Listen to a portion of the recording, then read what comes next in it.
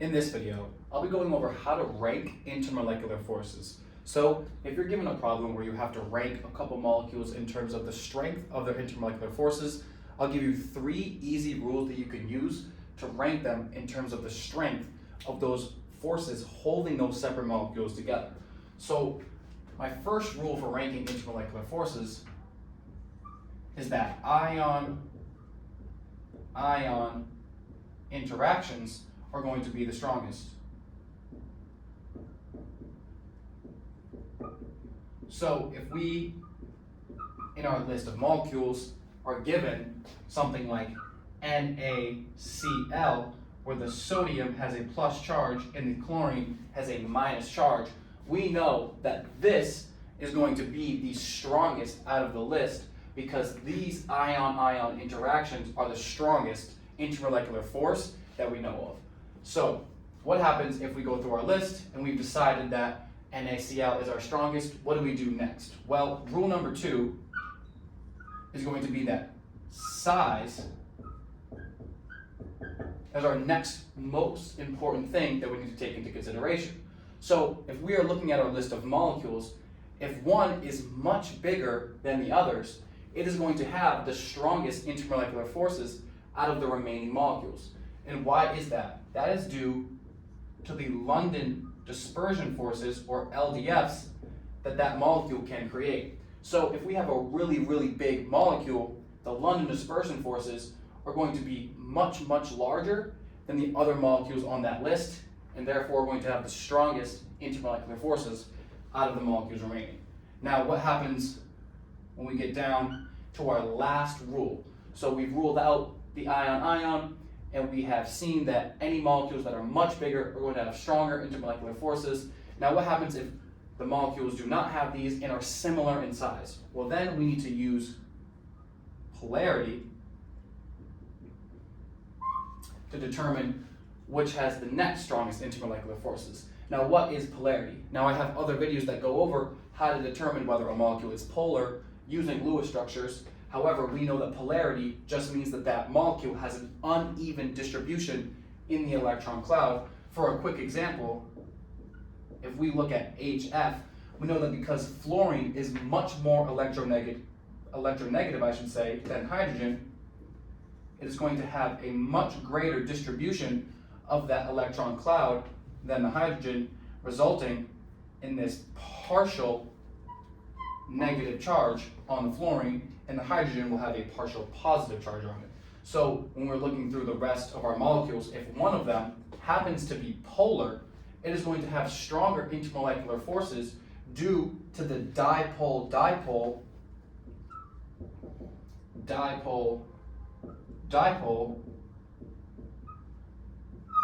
interactions that molecule can make.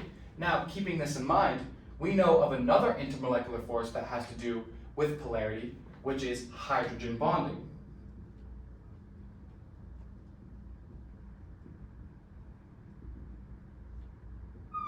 Hydrogen bonding is just a very strong form of dipole-dipole interactions where a hydrogen bond donor on a fluorine, oxygen, or nitrogen is going to interact with a lone pair or hydrogen bond acceptor on oxygen, fluorine, or nitrogen.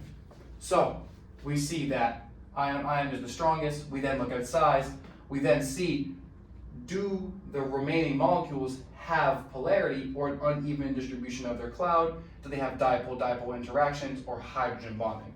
So now let's take a look at an example problem. So let's say we are given the 4 following molecules: C14, H10, lithium, fluoride, H2O, and CH4. So how are we going to rank these in terms of their intermolecular forces? So the first thing I'll do is see if any of them have an ion-ion interaction. It turns out that lithium fluoride is going to be Li plus and F minus. Therefore, it is going to be number 1 on my list of the strongest intermolecular forces. Now remember that any metal and non-metal coming together to make this ionic bond, this positive-negative interaction is going to be an ion-ion interaction. So definitely touch up on your knowledge of the periodic table and seeing which atoms are going to come together to make that ionic bond. So then we look at the next rule. Now, can we use size to determine which of the following remaining molecules are going to have the strongest intermolecular forces? Well, C14H10 is going to be much, much larger than both of these molecules. So its London dispersion forces are going to be much, much larger than H2O's or CH4. Now remember that all molecules have London dispersion forces. So water and methane, CH4, both have London dispersion forces. However, C14H10 has much larger London dispersion forces than these two molecules. So now we are down to our last two molecules. We have to use rule number 3, which is polarity, to see if we can tell the difference between water and CH4 in terms of the strength of the IMFs. So if we draw out OH2, or water, and CH4, we can see a couple things. One, water can participate in hydrogen bonding. That's because we have a hydrogen bond donor that is attached to an oxygen atom, and we have hydrogen bond acceptors, a lone pair on an oxygen atom. In addition, water is able to make dipole-dipole interactions because it is a polar molecule. And if you don't know that water is a polar molecule, make sure to go back and watch my video on how to see whether a molecule is polar based on drawing individual dipoles and drawing the overall dipole for a Lewis structure. So we know that water is a polar molecule and it can participate in hydrogen bonding, while CH4 has an electron cloud that is evenly pulled by all 4 of these individual hydrogen atoms. It is not a polar molecule, so we call that non-polar. It cannot do hydrogen bonding. So even though H2O and CH4 are similar in size, I wouldn't be able to tell you that H2O is much bigger than CH4 or vice versa.